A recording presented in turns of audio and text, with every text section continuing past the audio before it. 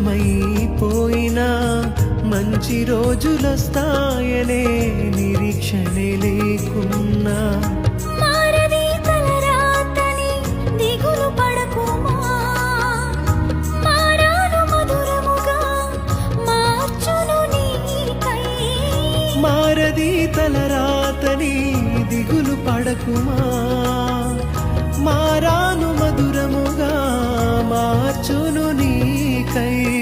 మేలులతో నిన్ను తృప్తిపరచును, మేలులతో నిన్ను తృప్తిపరచును.